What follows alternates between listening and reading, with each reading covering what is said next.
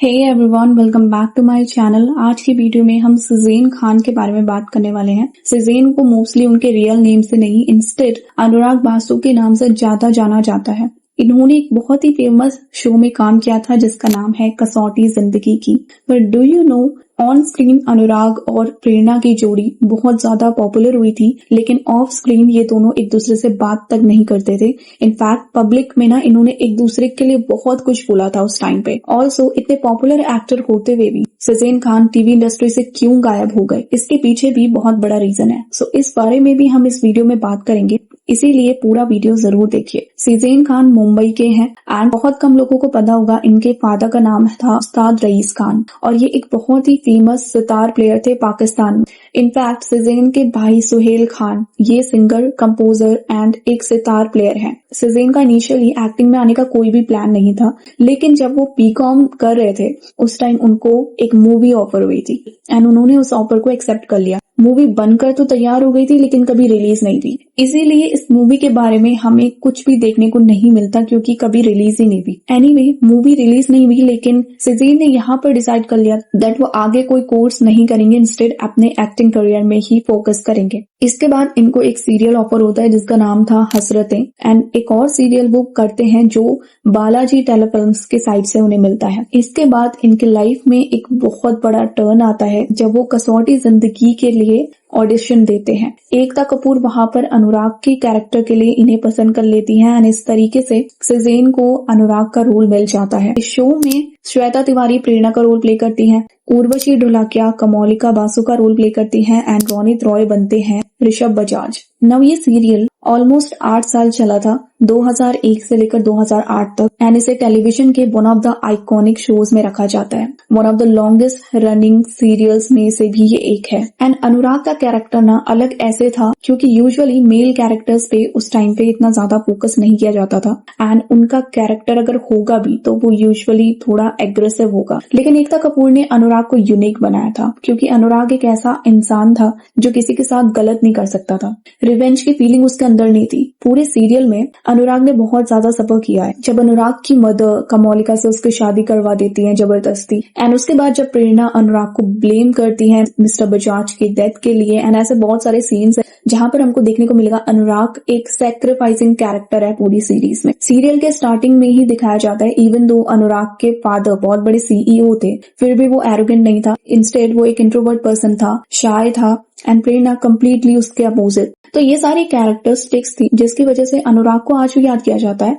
And सजेन Khan ने इस role को बहुत ही अच्छे से निभाया था, इतने अच्छे से दैट लोग आज उनको अनुराग के नाम से ज्यादा जानते हैं। प्रेरणा और अनुराग की जोड़ी बहुत ज्यादा फेमस हुई थी, इनको काफी सारे अवार्ड्स भी मिले थे, लेकिन रियलिटी में ये दोनों एक दूसरे से लड़ रहे थे। तो इनिशियली जब ये दोनों एक दूसरे के साथ काम करते हैं उस टाइम पे तो अच्छे दोस्त रहते हैं, इनके बीच में फाइट्स होती थी तो पैचअप हो जाता था, लेकिन धीरे धीरे इनके बीच में फाइट्स बढ़ने लग जाती हैं। एक टाइम ऐसा आता है जब एक दूसरे से बात करना भी बंद कर देते हैं। एक इंटरव्यू में सजेन खान ने कहा था बहुत दिन ऐसे होते थे जब श्वेता और वो बात नहीं कर रहे होते थे, लेकिन उसके बाद भी अपनी पर्सनल फाइट्स को उन्होंने कभी भी अपने काम के बीच में नहीं लाने दिया। ऐसे भी रूमर्स थे दैट श्वेता सजेन खान को डेट कर रही हैं, एंड बहुत आर्टिकल्स इस बारे में लिखे गए थे। एक आर्टिकल लिखा गया था जिसमें ऐसा कहा गया था दैट श्वेता और सजेन डेट कर रहे हैं, लेकिन बीच में उनका ब्रेकअप हो गया एंड अब वो दोबारा से पैचअप करके एक साथ हैं। इस आर्टिकल को देख के श्वेता तिवारी बहुत ज्यादा भड़क गई थी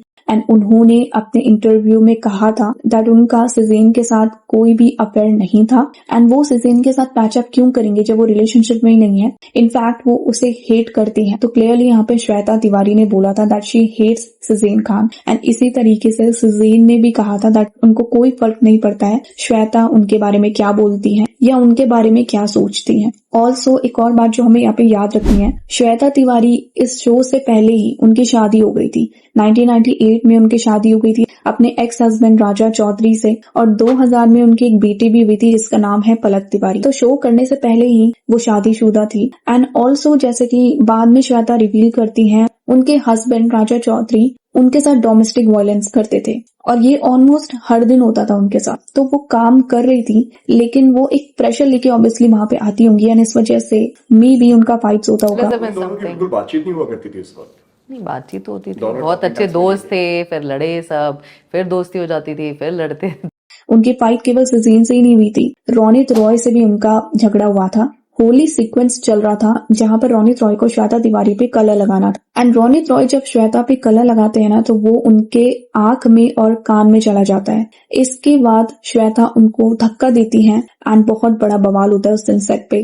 श्वेता तिवारी इंटरव्यू भी देती हैं जहां पर वो कहती हैं उनको एक एड शूट करने के लिए श्रीलंका जाना था एंड इसीलिए उन्होंने स्पेशली रिक्वेस्ट कर रखा था दैट उनपे कलर ना लगाया जाए, मिनिमम कलर यूज किया जाए। उसके बाद भी रोनित रॉय ने उनपे बहुत ज्यादा कलर लगाया था एंड फिजिकल वायलेंस के रूमर्स भी आ रहे थे, बट बाद में रोनित का ये कहना था दैट कोई फिजिकल वायलेंस उनके साथ नहीं हुआ था। 8 साल तक शो चलता है एंड इस बीच में सजीन खान शो छोड़ देते हैं खत्म होने से पहले। उसके बाद उनके कैरेक्टर को रिप्लेस कर दिया जाता है। नाउ जब सजीन शो छोड़ते हैं तो वो कोई रीजन नहीं देते, ही जस्ट सेज कि अब बहुत हो गया है और अब वो इस कैरेक्टर से बाहर निकलना चाहते हैं। तो शो छोड़ने का डिसीजन बिना सजीन का खुद का ही था। बट जब उसने छोड़ा तो ना किसी ने रेजिस्ट किया ना किसी ने क्वेश्चन किया। अगर वो हमें बताएंगे पर्सनली कि मुझे पिक्चर मिल रही है कुछ तो मैं समझती हूँ, अगर वो आके बोल रहे हैं कि मुझे नहीं करना, मेरा mentally I am not here, तो I can't put him into मतलब इंसैनिटी। जी उन्होंने बोला था कि उनको नहीं अभी जम रहा, उनको नहीं समझ आ रहा कि ये करना है। तो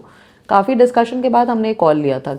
ऑल्सो श्वेता तिवारी ने भी ये कहा था दैट अनुराग की डेथ का सीन आता है तो वो इसलिए रखा गया था क्योंकि टीआरपी बहुत ज्यादा लो हो गई थी एंड जब भी कभी टीआरपी लो जाती थी तो एकता कपूर कहती थी टीआरपी लो गई, किसी को मार दो। तो जब भी एकता कपूर को लगता था शो बोरिंग हो रहा है वो किसी न किसी को मार देती थी एंड अचानक से टीआरपी हाई चली जाती थी। सीरियल हिस्ट्री में पहली बार कसौटी वाज द शो जहां पर सीन्स के पीछे गाने लगाने शुरू किए थे, पहले नहीं होते थे।